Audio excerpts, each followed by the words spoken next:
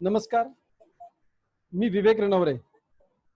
One star education सिस्टमच्या माध्यमातून मी तुमचं सगळ्यांचं स्वागत करतो.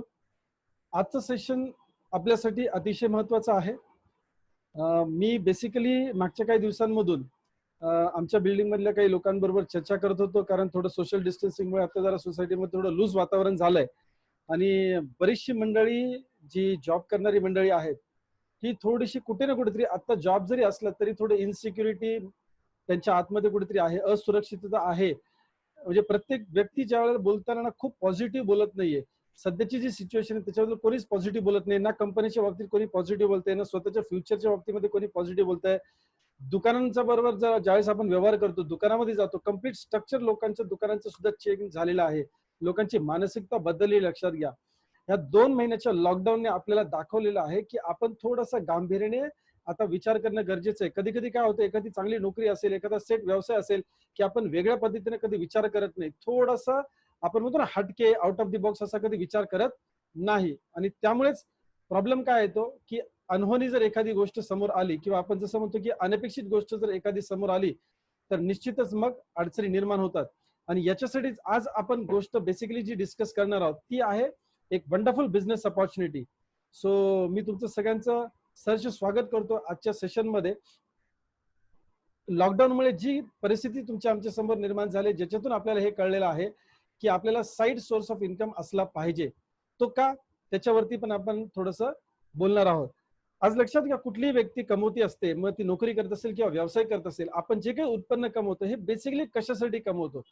बघा, कदाचित आपण ज्यावेळेला नोकरी किंवा व्यवसायाला सुरुवात करतो त्यावेळेला खूप गोष्टी आपल्याला कदाचित क्लिअर नसतात किंवा दूरदृष्टिकोन नसतो. एक एक साधन पाहिजे आपल्याला काहीतरी, म्हणून आपण नोकरी किंवा व्यवसायाला सुरुवात करतो. पण जसं आपण थोडं पुढे जातो तसं आपल्या मनामध्ये निश्चितच काही गोष्टी येतात आणि त्या समोर आपण बघतोय, की एक चांगला बँक बॅलन्स माझ्याकडे असला पाहिजे. नुसतं पगार नव्हे तर बँक बॅलन्स पण झाला पाहिजे. छोटंसं घर असलं पाहिजे माझं, छोटं असो मोठं असो, गाडी असली पाहिजे, राईट. फिरायला मिळालं पाहिजे, फॅमिली सोबत एन्जॉय करता आलं पाहिजे, आपल्याला विदेश यात्रा जाता आलं पाहिजे, राईट. आणि सगळ्यात महत्त्वाची गोष्ट, कितीही चांगली नोकरी किंवा व्यवसाय असला तरी नेहमी आपल्याला असं वाटत असतं, की आपल्याला आपल्या कुटुंबासाठी वेळ देता आला पाहिजे. नाहीतर आपण इटलीला गेलोय, कुठेतरी जर्मनीमध्ये आपला जॉब चालू आहे, 6 महिन्यानंतर आपण इकडे येतो, 4-4, 5-5 वर्ष काही मंडळी विदेशामध्ये जाऊन जॉब करतात आणि कधीतरी 2-2 महिने, 3-3 महिने फक्त इथे भारतामध्ये येतात, आपल्या फॅमिलीला वेळ देतात. मग मला सांगा, अशी लाखो रुपयांची जरी नोकरी असेल तरी ते समाधान होत असेल का हो त्या कुटुंबाचं? निश्चित नाही.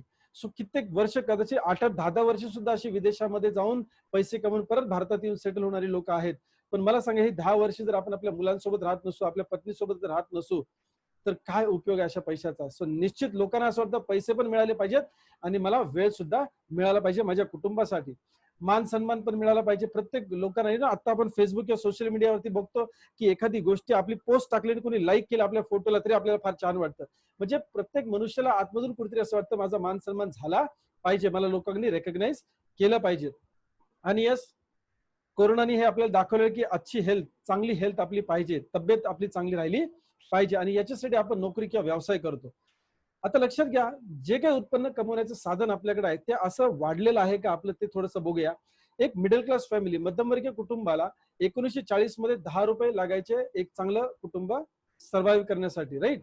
1960 मध्ये हीच रक्कम ₹100 झाली, 1980 मध्ये ही रक्कम झाली ₹1000, 2000 मध्ये 10,000 आणि आता सध्या 2020 साली सरासरी उत्पन्न जर आपलं ₹1,00,000 असेल तर आपण बऱ्यापैकी समाधानाने आपण आयुष्य जगू शकतो. मी म्हणत नाही खूप लॅविश लाईफस्टाईल असू शकते, पण येस, चला जेमतेम ठीक आहे. गाडीचा हप्ता गेला, घराचा हप्ता गेला, गावाकडे थोडे भावाला पैसे दिले, विहिरीचं काम केलं, थोडं शेतीवातीचं काम केलं, राईट. चांगल्या शाळेमध्ये मुलांना आपण घेत असो, है ना, तर मुलांच्या भवितव्यासाठी काही गुंतवणूक वगैरे करू शकतो. सरासरी उत्पन्न किती अपेक्षित आहे? ₹1,00,000.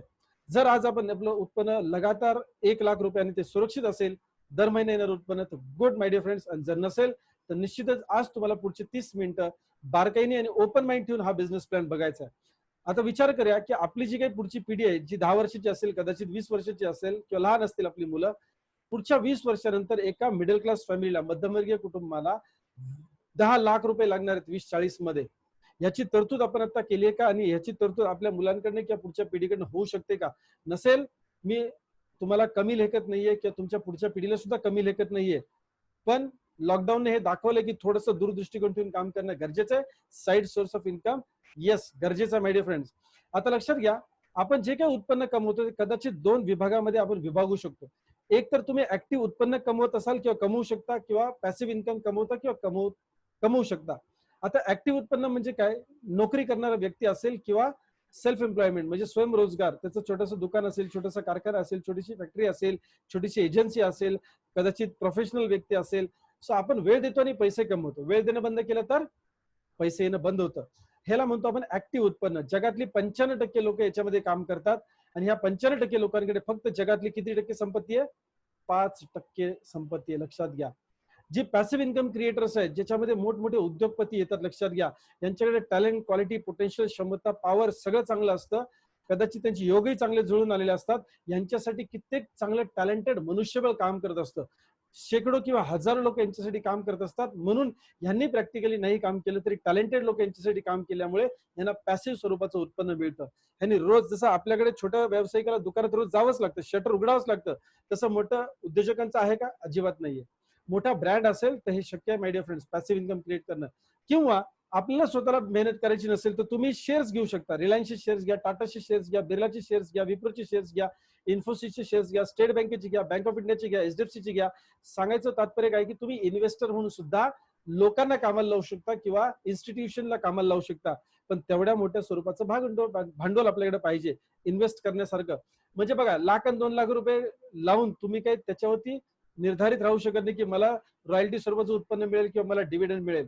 ते उत्पन्न कित्येक लाखांमधले किंवा करोडोंमधलं असलं पाहिजे. त्यावेळेला आपल्याला चिंता करायची गरज नाहीये, पैसा आपल्यासाठी काम करेल. माय डिअर फ्रेंड्स, समोरचा तक्ता बघितल्यानंतर निश्चितच आपल्या मनामध्ये असं येतं की मी ऍक्टिव्ह इन्कम मध्ये सध्या आहे, पण मला पॅसिव्ह इन्कम कडे जायचंय. Sir no. आता पॅसिव्ह इन्कम कडे जर जायचं असेल तर एक तर मोठा उद्योजक असलं पाहिजे किंवा मोठी गुंतवणूक करण्याची क्षमता असली पाहिजे. मग हे जर नसेल तर काय? मग तुमच्या आमच्यासारख्या मिडल क्लास फॅमिलीमध्ये किंवा लोअर मिडल क्लास फॅमिलीच्या लोकांनी, जी 95% जनता आहे, यांनी कधी रॉयल्टी स्वरूपाचं उत्पन्न मिळवायचंच नाही का? येस, मिळवायचं. एक चांगली संधी साधारण 22-23 वर्षांपासून मार्केटमध्ये आली, लक्षात घ्या. ओके, त्या संधीबद्दलच आज आपण बोलणार आहोत. पण तत्पूर्वी जर मला माझा स्वतःचा उद्योग जर उभा करायचा असेल तर काय लागणार आहे? मला लोकांना कामाला लावायचं असेल तर किमान माझा व्यवसाय तर मोठा पाहिजे की नाही?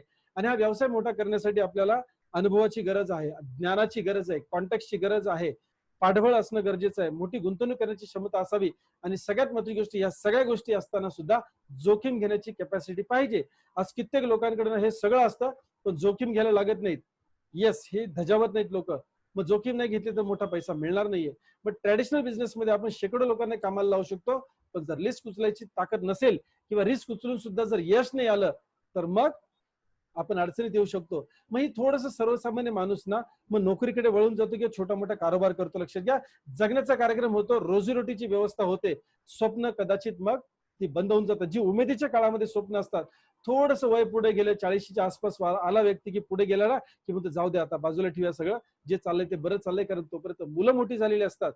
पण माय डिअर फ्रेंड्स, आज तुमचं 50 वय असू द्या तर 60 वय असू द्या, पुढची 2-3 वर्ष जर तुम्ही आमच्या सोबत कमिटेड काम केलं तर आम्ही तुम्हाला एक संधी देतो, that is network marketing. Yes, network marketing. जर आज आपण आपल्या पॅसिव्ह इन्कम सोर्सला क्रिएट केलेलं नसेल, तुम्ही त्याची व्यवस्था केली नसेल, तर डायरेक्ट सेलिंग हा एक खूप चांगला पर्याय, ज्याला आपण मल्टी लेवल मार्केटिंग सुद्धा म्हणू शकतो. आता बेसिकली ही नेटवर्क मार्केटिंग म्हणजे संकल्पना काय, लक्षात घ्या.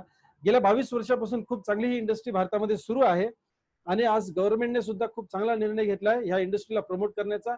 2016 साली गव्हर्नमेंटने कायदे कानून आखलेले किंवा नियमावली दिली की ह्या इंडस्ट्रीमध्ये हा व्यवसाय कसा चालला पाहिजे. आता गव्हर्नमेंट सिरियस आहे, कित्येक युनिव्हर्सिटीज मध्ये सुद्धा अभ्यासक्रम घेतला जातो नेटवर्क मार्केटिंग वरती. याचा अर्थ समजून घ्या की इंडस्ट्री पॉझिटिव्ह आहे. येस,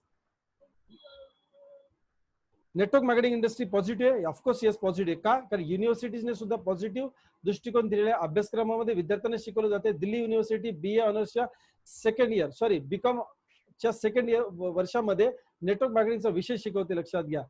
त्याचबरोबर गव्हर्नमेंट सुद्धा सिरियस आहे, कारण अनएम्प्लॉयमेंट वाढत चाललंय आणि आता तर कोरोनाच्या मुळे किंवा लॉकडाऊनमुळे कित्येक लोकांच्या नोकऱ्या गेल्यात. आता ही समय की पुकार ज्याला आपण म्हणतो, येस, समय सूचकतेप्रमाणे ही इंडस्ट्री स्वीकारणं फार गरजेचं आहे. कारण इथे कुठल्याही प्रकारचं भांडवल लागत नाही, कुठल्याही प्रकारचा अनुभव लागत नाही, कुठल्याही प्रकारचं नॉलेज पूर्वक प्री क्वालिफिकेशन ज्याला आपण म्हणतो ते आवश्यक नाहीये.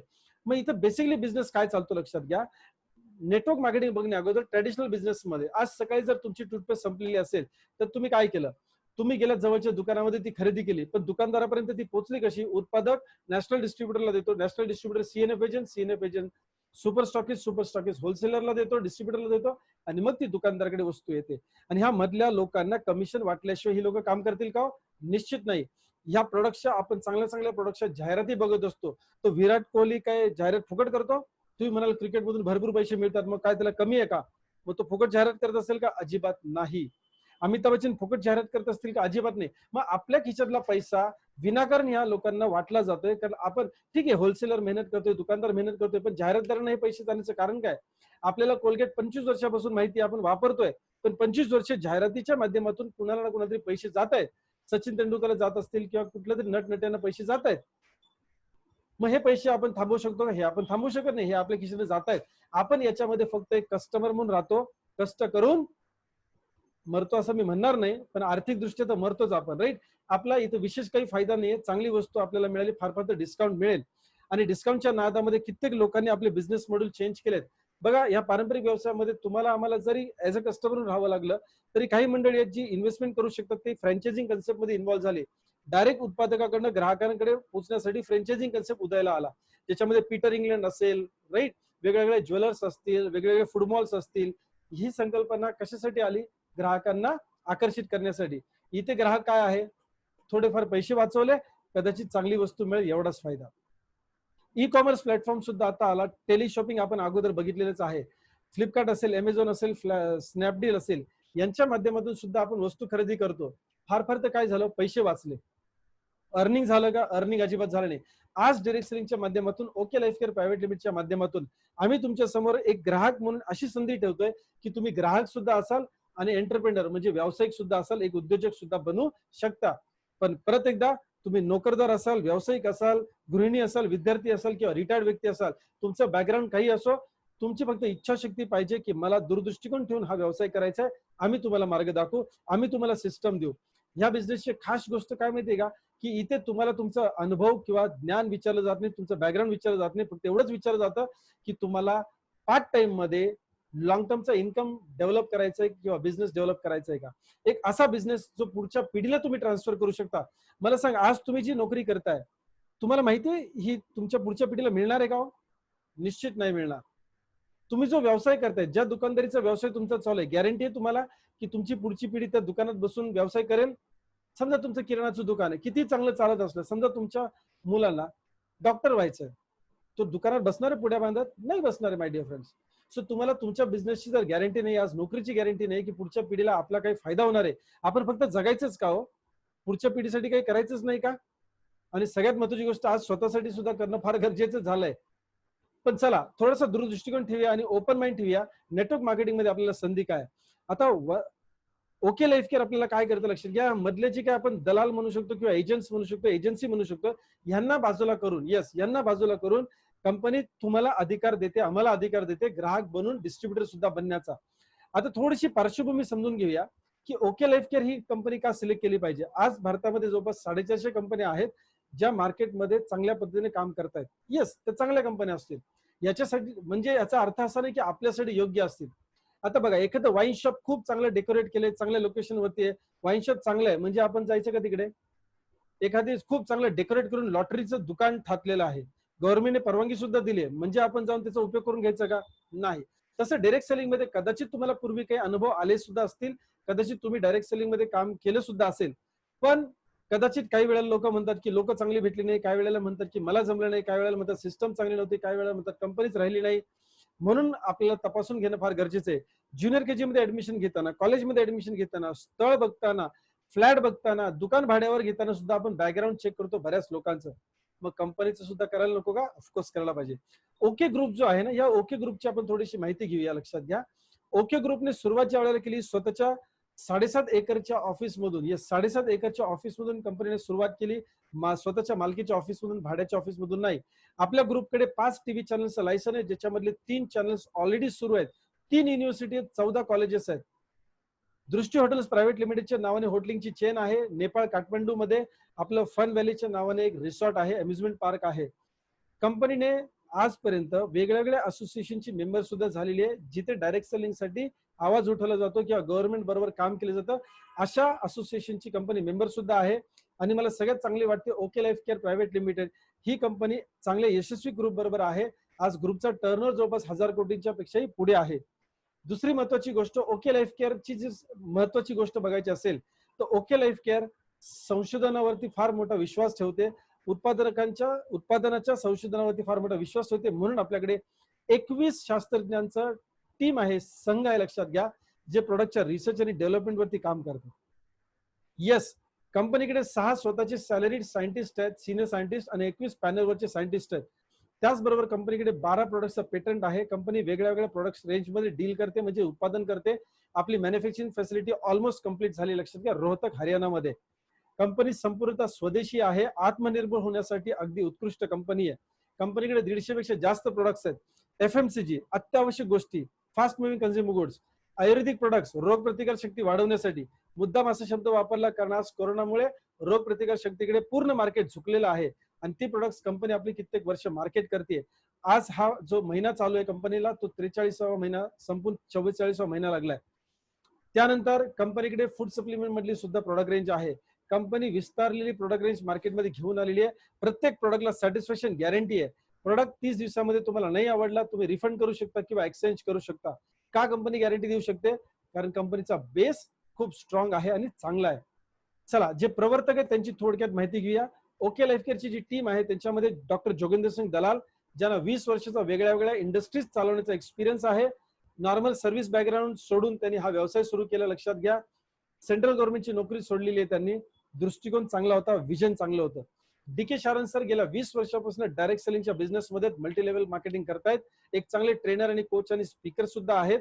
वय वर्ष 17 पासून ते डायरेक्ट सेलिंग मध्ये आहेत. सो अनुभवाने, ज्ञानाने आणि गुणाने खूप चांगली अशी व्यक्ती आहे आणि यांच्या विजनवरती आज ओके लाईफ केअर खूप चांगलं काम करते. आज मोठ्या मोठ्या इंडस्ट्रीजला ह्या कंपनीने हलवलेलं, लक्षात घ्या, बिकॉज विजन कंपनीचं खूप स्ट्रॉंग आहे. आमची सगळ्या प्रोडक्टची एक खास गोष्ट काय आहे की कंपनीचे प्रोडक्ट्स हे एकदम अफोर्डेबल प्राइस मध्ये. अफोर्डेबल प्राइस म्हणजे तुमच्या आजूबाजूला जे किराणा मालाचं दुकान असेल, डीमार्ट असेल, बिग बाजार असेल, सह्याद्री बाजार असेल, अपना बाजार असेल, वेगवेगळ्या प्रकारचे कॉपरेटिव्ह स्टोअर्स असतील, ह्या दुकानांमध्ये किंवा स्टोअरमध्ये ज्या वस्तू मिळतात, ज्या प्राइसला मिळतात, त्याच प्राइस मध्ये आपण उच्च कोटीच्या वस्तू सेल करतो. हे आपलं विजन आहे, लक्षात घ्या. कंपनी म्हणते एमएलएम ला कॉम्पिटिशन द्यायची नाही, आपल्याला कॉम्पिटिशन द्यायची ती ट्रॅडिशनल बिझनेसला, जिथे लाखो कोटी रुपयांचा बिझनेस सध्या होतोय. आणि पुढच्या 5 वर्षामध्ये भाकीत असं आहे की कदाचित 70,000 ते 1,00,000 कोटी रुपयाची उलाढाल या व्यवसायामधून होणार आहे. बघा, आज तुम्ही या व्यवसायामध्ये नव्हतात तरी सुद्धा या व्यवसायामधली उलाढाल साधारण 20,000 कोटीकडे येऊन ठेपलेली आहे. आज आपण नसताना कदाचित ही व्यवसायाची उलाढाल 1,00,000 कोटीपर्यंत जाणार आहे. पण तुमचा आमचा फायदा काय जर आपण या प्रणालीमध्ये नसू तर? बघा, ज्या वेळेला जमिनीच्या किमती वाढत होत्या त्यावेळेला जर जमीन घेतली असेल तरच आज फायदा होईल ना आपल्याला. म्हणजे इंडस्ट्री जिकडे बूम होते तिथे जर आपण सहभागी नसू तर आपल्याला त्या इंडस्ट्रीचा कधीच फायदा होणार नाही. कदाचित आयटी इंडस्ट्री खूप पुढे गेली आहे आणि आपण आयटी इंडस्ट्रीचा भाग नाही आहोत, काय उपयोग आहे आपल्यासाठी?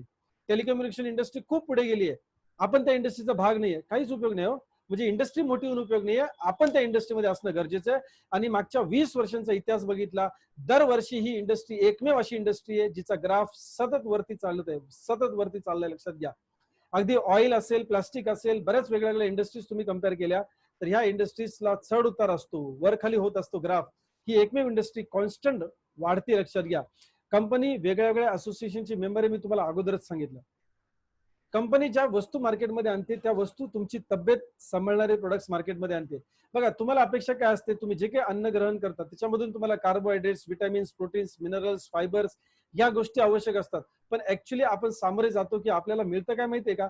प्रदूषित हवा असेल, पाणी असेल, वेगळी वेगळी प्रकारची व्यसनं असतील, चुकीची लाईफस्टाईल असेल, अनियमित झोप असेल, याच्यामुळे आपल्या रोगप्रतिकार शक्तीवरती परिणाम होतो किंवा आपली जीवनशैली चांगली नसल्यामुळे आपल्या तब्येतीवरती परिणाम होतो. बरं, हे नुसतं फक्त कोरोना व्हायरस पुरतं मर्यादित नाहीये.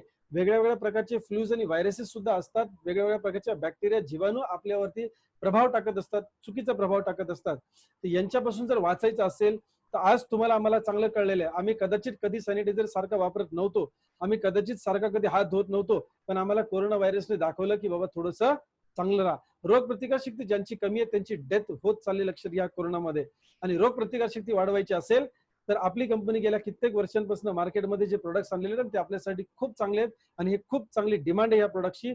आणि that is inspired bye Ayurveda, powered by science. Yes, पारंपरिक आयुर्वेदिक प्रोडक्ट्स आपल्याकडे आहेत. 24 प्रोडक्ट्स अगदी रास्त भावामध्ये आपण देतो, लक्षात घ्या.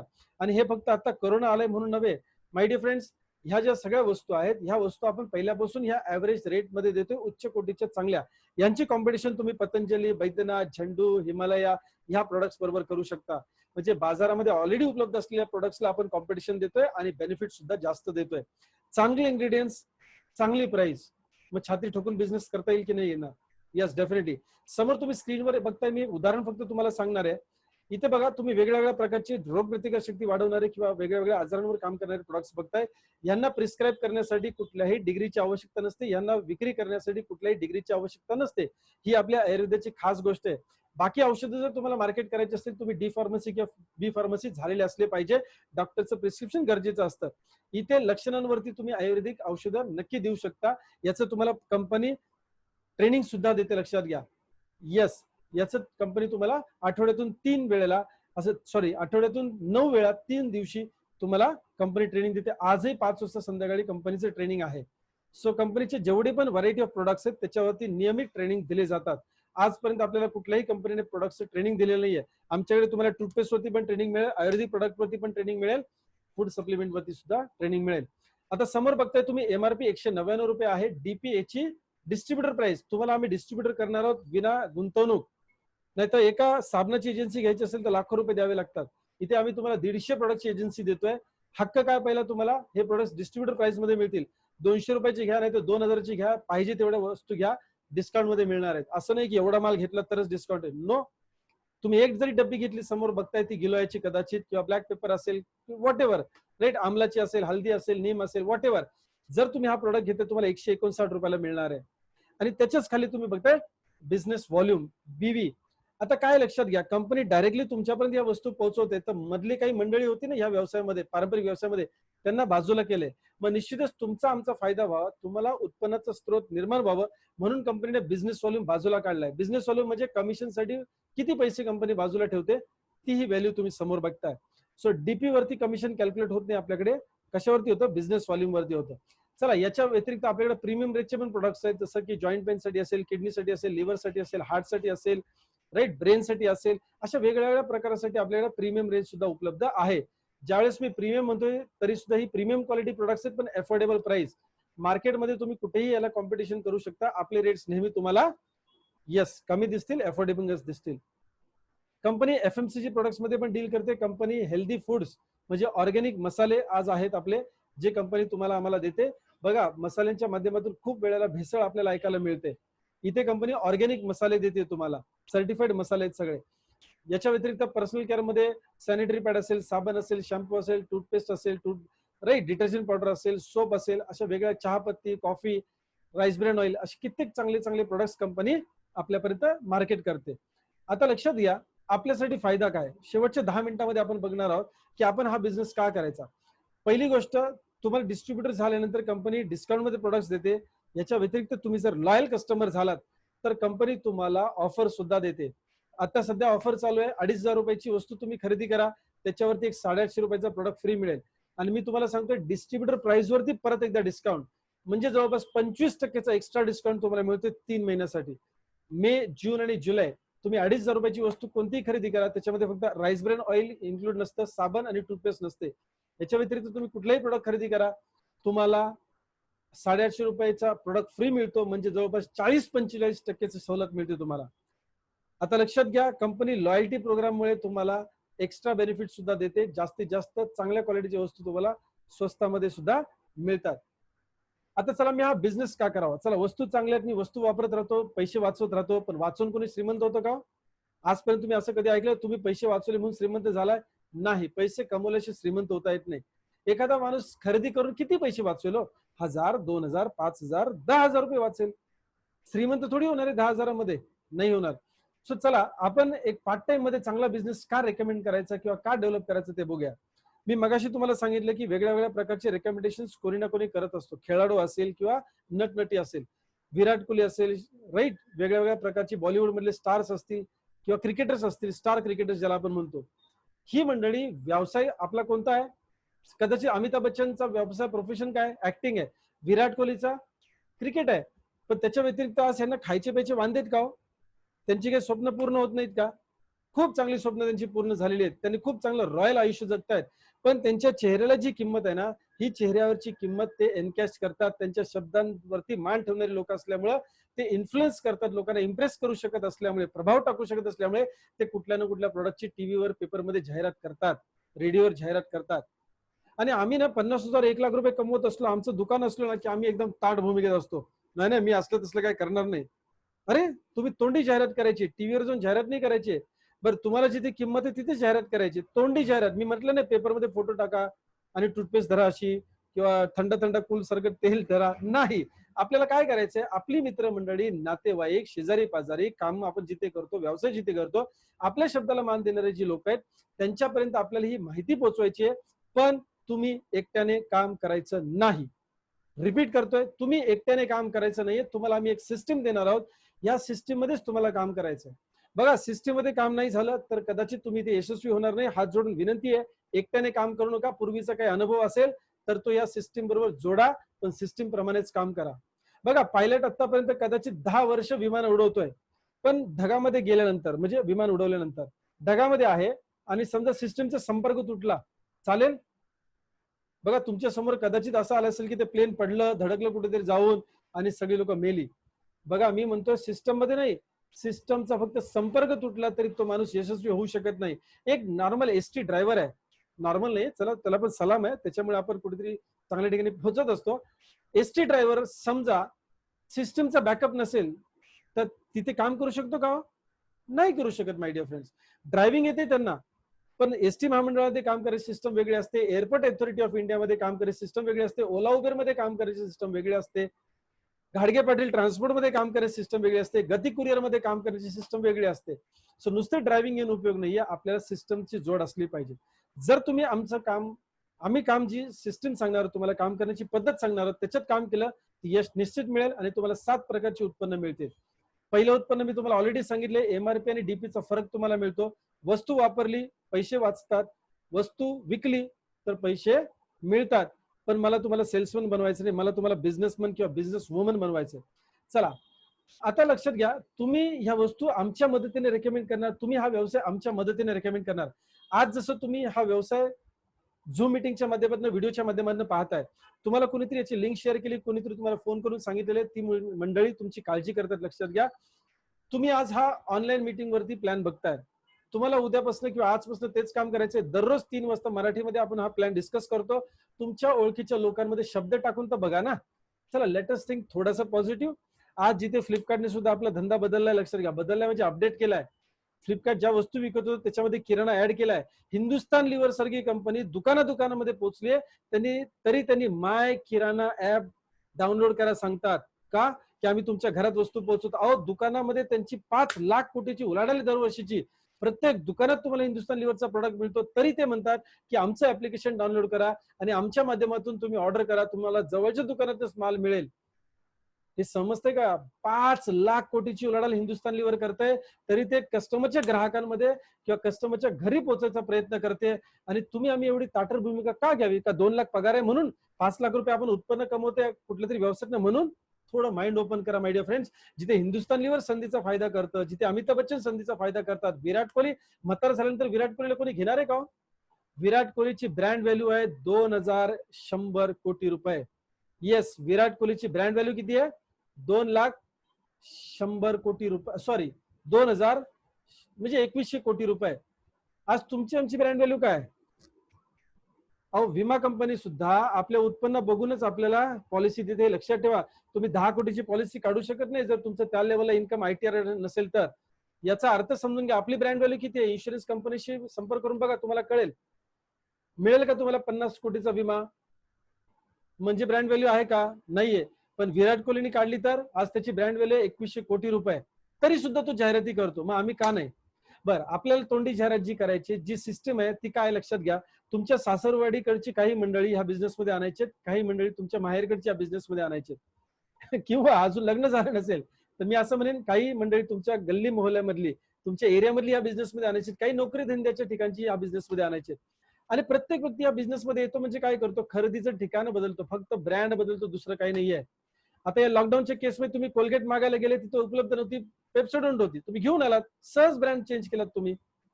म्हणजे आजपर्यंत आपल्याला ब्रँड चेंज करायचं माहितीये, खरेदीचं ठिकाण बदलायचं माहितीये. कधी डीमार्ट मध्ये गेलो, कधी बिग बाजारामध्ये गेलो, काय फरक पडला आपल्याला? काही फरक पडला नाही. इथे कंपनी काय करते लक्षात घ्या, कंपनी तुम्हाला म्हणते ओके लाईफ केअरच्या वस्तू खरेदी करा, हा ब्रँड तुम्ही स्वीकारा, तुम्हाला 30 दिवसाची गॅरंटी दिली आहे, नाही आवडला प्रोडक्ट परत करा. कोलगेट देते का गॅरंटी? नाही देते. म्हणजे आपण एक पाऊल पुढे आहोत. ही कंपनी डिस्काउंट पण देते, चांगल्या क्वालिटीचे प्रोडक्ट्स देते आणि व्यावसायिक संधी देते, मग का करू नये. आता लक्षात घ्या, तुम्ही 2 लोकांनी या बिझनेसमध्ये आमच्या मदतीने, हे स्टेटमेंट परत एकदा लक्षपूर्वक ऐका, आमच्या मदतीने तुम्ही समजा 20 लोकांना ह्या बिझनेस मीटिंग मध्ये इन्व्हाइट केलं.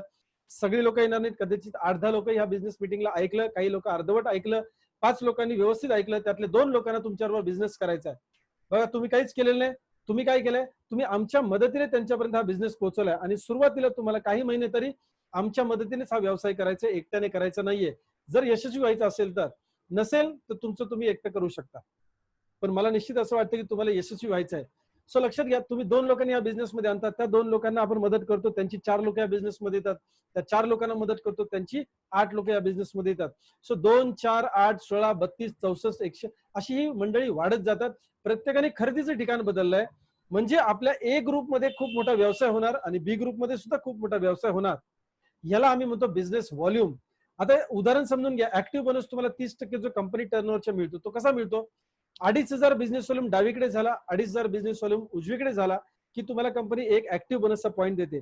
5,000चा बिझनेस झाला दोन बाजूला की 2 ऍक्टिव्ह बोनस पॉईंट, 10,000चा झाला दोन्ही बाजूला की 4, 50,000चा दोन्ही बाजूला झाला की 20 ऍक्टिव्ह बोनस पॉईंट देते. प्रत्येक ऍक्टिव्ह बोनसची पॉईंटची व्हॅल्यू ही कंपनी दर महिन्याला कॅल्क्युलेट करून आपल्यापर्यंत डिक्लेअर करत असते. सध्या आपण म्हणूया की 250-300 रुपये किंवा 300च्या पट्टीमध्ये आपण उदाहरण समोर दाखवले तसं बघूया. जर 50,000 बिझनेस वाला मी राईट आणि लेफ्ट मॅच केला तर मला 6,000 रुपये मिळतील.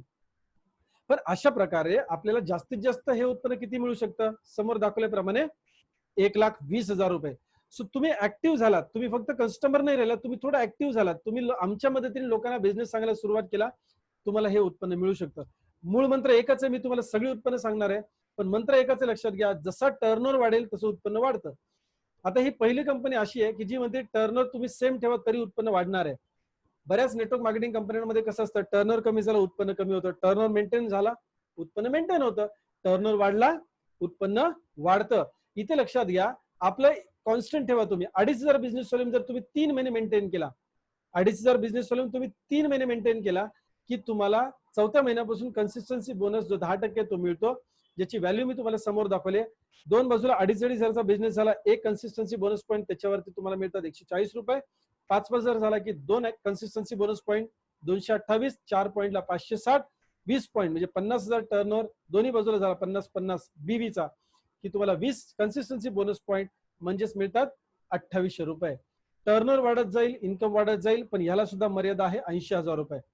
येस, या 2 इन्कमलाच फक्त मर्यादा आहे.